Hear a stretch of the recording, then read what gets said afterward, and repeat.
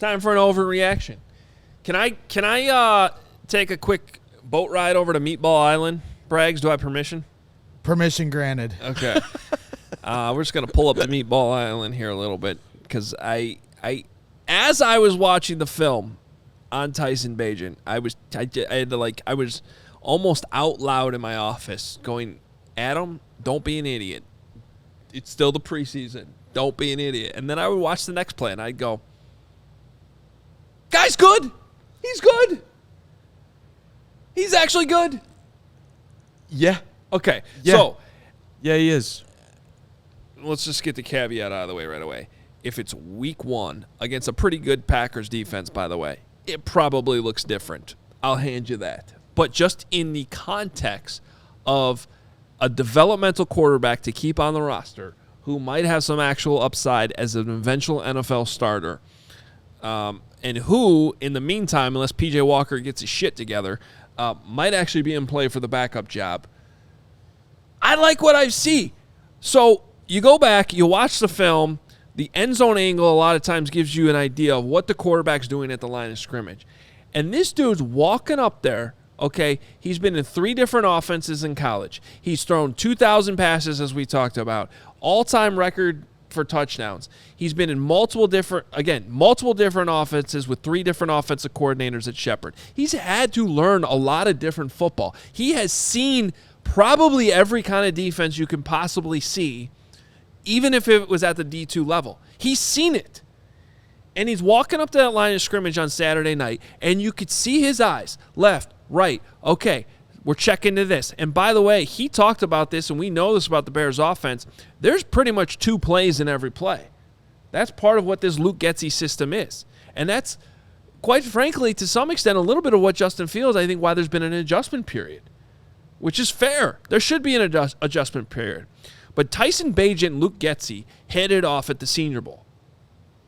And I don't know if Getsy, gave him a playbook that weekend and said, hey, handshake agreement, we're going to take you in April, better start learning this stuff now. Or, and I'm just kidding about that, by the way, but from the second he gets picked up by the Bears, clearly has been in that playbook and is understanding a complicated system pretty damn well, because you could see him at the line of scrimmage, looking at the defense, okay, putting the tight end in motion, left, right, you come over here, you got to be here, okay, using the motion to see the pre-snap reads with the defense, understanding what he's looking at, snapping the ball, okay, post-snap, RPO, peeking around his running back and the linebacker to see the safety that he's reading who's unblocked, making the correct decision to keep the ball, and then firing a freaking dart over the middle to his wide receiver, accurate on all but one throw, in my opinion, in that game.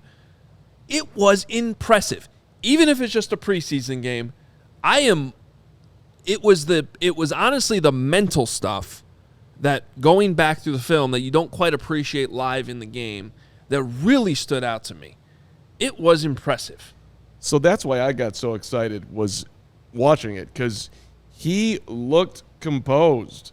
And you, Johnny special teams coach, you got very excited in the moment on a 4-yard under pressure, got to get rid of it. Where am I going? He did it correct. Bang. We're getting positive yards versus taking a sack for somebody who's been out there for all of 5 seconds. Plus the fact, you look at him, and if we're doing stereotypes, you think, he can't be a good athlete. Well, I don't know. I just see him rolling out to the right and making a very tough throw. It's like, oh, so he does have a little bit of movement. Oh, by the way, he's also just moved his ass into the end zone on a sweet play too. In the red zone. That's where you get in the end zone. So when you got all these tight windows and dudes are everywhere, and he was able to wiggle his way in there. So, look. He better be the backup quarterback. That's all I'm saying. Let's not overthink this one, Flus. You guys were smart enough to take a flyer on him. His resume is beyond impressive. And let's talk about that for a second. Yeah. Because Saturday night when we had this conversation right after the game, I was admittedly a little hesitant towards that. I still, quite frankly, am a little bit. To him, the idea of this rookie quarterback being the backup. But what I was really objecting to, I guess, is the idea of, okay, this guy's been here for 5 seconds. Does he have any command of does he really understand if he has to go in there what's happening? Can you trust him to understand that?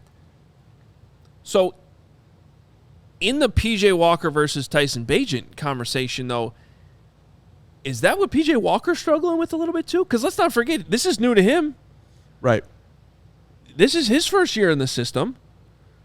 I don't know. To me, most of P.J. Walker's issues right now are just accuracy, but there's a lot going on there, and it hasn't been good. And I guess with going back through the film, the point I'm trying to make is I'm impressed with the command of the offense. I think that that's there. Now, it's preseason. It's vanilla. I get it. And they probably gave him a small menu compared to, what you would have to deal with in a game week. So those are all caveats that need to be thrown out there. But from a starting standpoint here, for an undrafted rookie, to be this comfortable already in this system, I think there's something there. And that, if you are going to go with the idea that he could be the backup, that's probably what you would lean on more than anything else for justifying that decision.